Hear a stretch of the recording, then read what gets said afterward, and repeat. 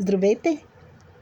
Чували ли сте за отрицателните йони и ползите от тях? Ползите всеки от вас, който е стоял близо до водопад, ги е усетил. Просто въздухът там е различен, диша се различно и човек се чувства различно. На какво се дължи това? Точно на тези отрицателни йони, за които ви говоря. И сега идва реда на това да ви кажа, че вие може да имате едно персонално устройство, ето това, което аз в този сезон и особено когато работя с хора в грипния сезон, носа на врата си.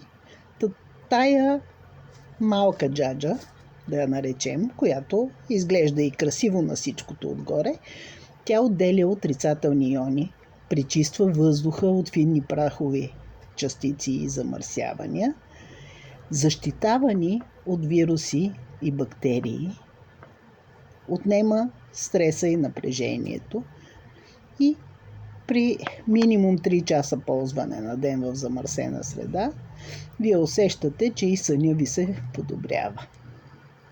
Вярвате или не? Който не е пробвал, не вярва, който е пробвал, вече е сигурен.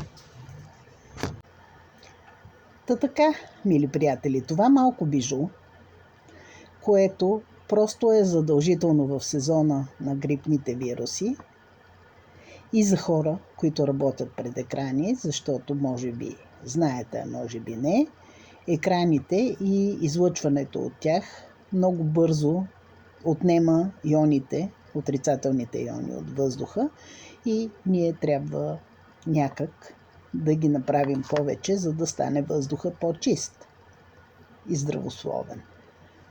Това малко бижу в момента, цената му в евро е 35 евро и 75 цента, да бъдем точни. Можете да го поръчате от нашия онлайн магазин. А ако имате някакви въпроси по отношение на неговата работа, чувствайте се свободни да ми ги зададете.